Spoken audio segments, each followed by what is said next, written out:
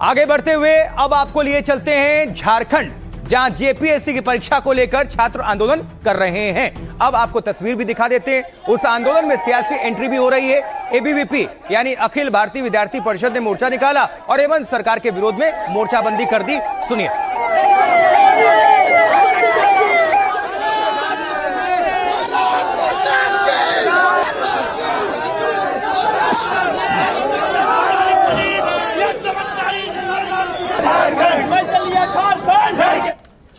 और इसी बीच सरकार ने छात्रों के साथ दूसरे राउंड की बातचीत भी की, लेकिन अभी तक कोई ठोस नतीजा निकलकर सामने नहीं आया।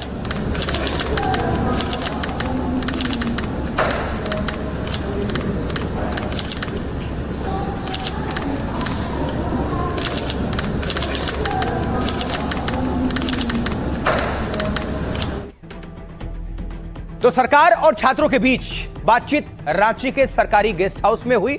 देखिए, ये तस्वीर भी है। और बातचीत के लिए गेस्ट हाउस में सुरक्षा के कड़े इंतजाम थे, लेकिन मेन जो इंपॉर्टेंट मुद्दा ये है कि 2 राउंड की तो वार्ता हो चुकी है, अभी तक कोई परिणाम निकलकर सामने नहीं आया ठोस।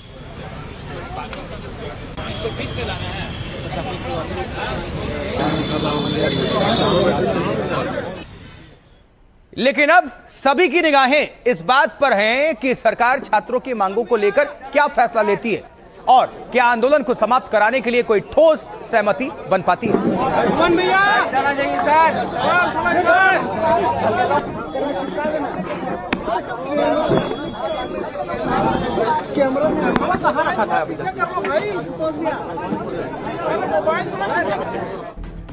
और उधर साथ ही साथ सीजेपी यानी कॉकरोच जनता पार्टी भी झारखंड आंदोलन को लेकर एक्टिव हो चुकी है। देखिए, सीजेपी के प्रतिनिधिमंडल ने रांची में आंदोलनकारी छात्रों से मुलाकात की है। तस्वीरें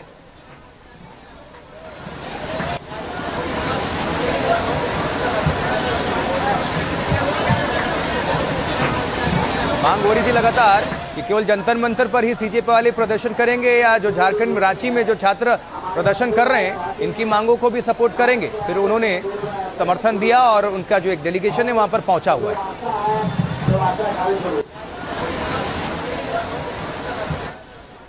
सरकार से बातचीत का कोई नतीजा नहीं निकला है, तो छात्रों का आंदोलन अभी लगातार अनवरत चल रहा है, जारी है। यहाँ जो एकजुट हुए हैं नहीं है, झुकने वाले नहीं है।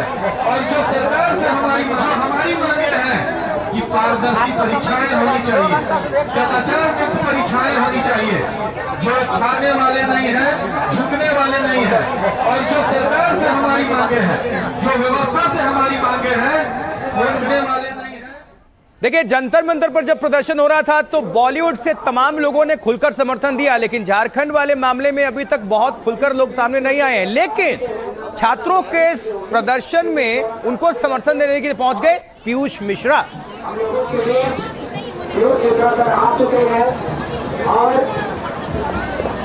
आप सभी के बीच पीयूष मिश्रा सर आ चुके हैं। पीयूष मिश्रा अपने खास संगीत, खास लिरिक्स, अभिनय, ये सब के लिए जाने जाते हैं, ऑलराउंडर माने जाते हैं, बेबाक अंदाज के लिए। पीयूष मिश्रा को देखकर छात्रों में एक नया जोश आया। देखिए, सरकार की ओर से आंदोलन की जगह पर सीसीटीवी कैमरे लगाए गए ताकि किसी भी उपद्रवी तत्व की एंट्री ना हो सके या कोई भी उपद्रव हो तो वो कैमरे में रिकॉर्ड रहे। लगा गया, अधिकारी जवाब देंगे।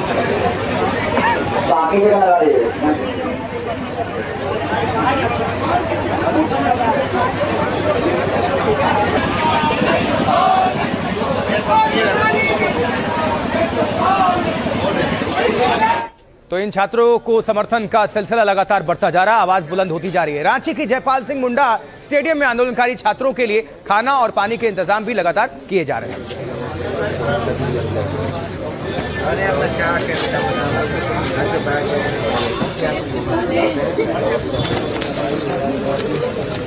लाइन में लग के सब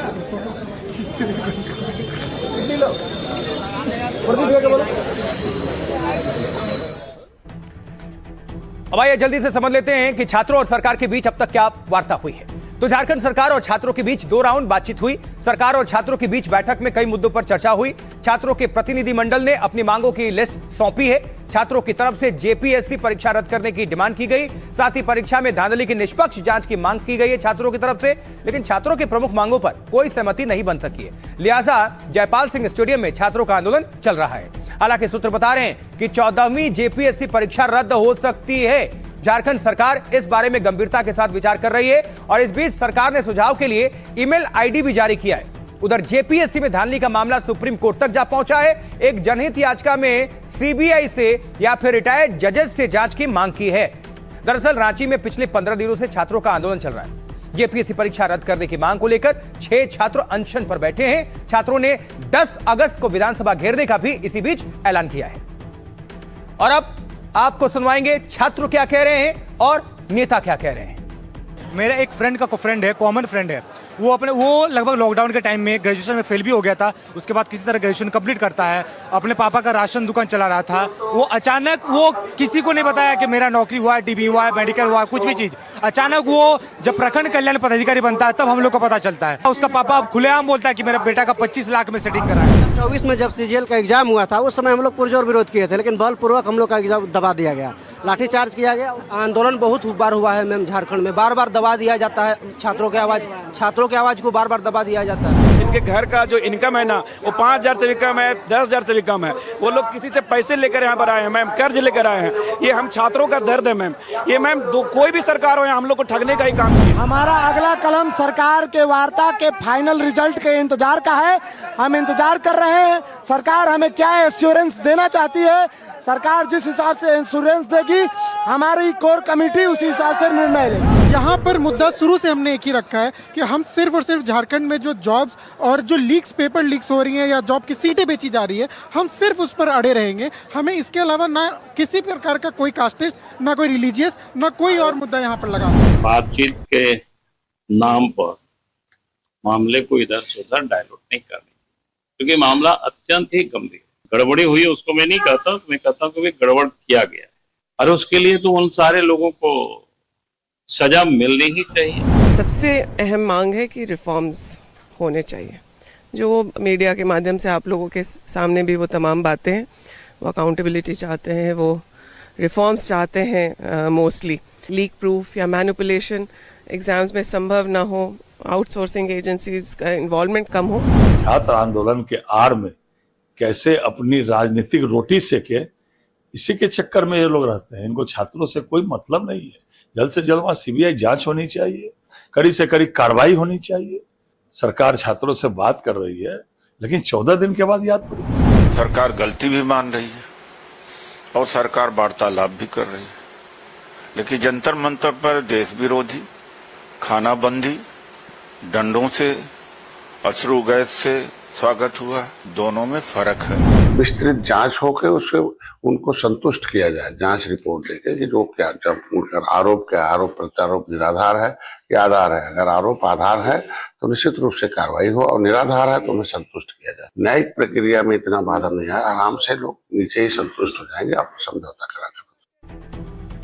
अब आइए थोड़ा गहराई में जाकर आंकड़ों के हिसाब से समझते हैं कि जेनजी पर आखिर सबकी नजर क्यों है। शायद इस वजह से कि वो युवा वोटर्स भी हैं। अब देखते हैं कि उन्होंने अब तक किसको वोट किया है और किस राज्य में इनकी कितनी संख्या यानी कितने जेनजी मौजूद हैं। तो देखिए जरा, ये सब कुछ आपको दिखा रहे हैं। थोड़ा फ्लैशबैक में जाइए। 19-25 साल के जो युवा हैं और 2019 में वो कांग्रेस के साथ थे 20% उनकी संख्या, जबकि भारतीय जनता पार्टी के पाले में थे 2019 में 40% युवाओं का सपोर्ट मिला था। 2024 में आ जाइए, अगले चुनाव में 21% जो जेनजी थे युवा वोटर्स वो कांग्रेस के फेवर में थे, लेकिन भारतीय जनता पार्टी के पास 39% युवाओं का सपोर्ट मौजूद था। अब थोड़ा नीचे आ जाइए, लोकसभा चुनाव 2024 की बात करते हैं। इंडिया ब्लॉक को 33% युवाओं का समर्थन मिला, डेटा जो कहता है। एनडीए के पास 46% युवाओं ने सपोर्ट दे दिया।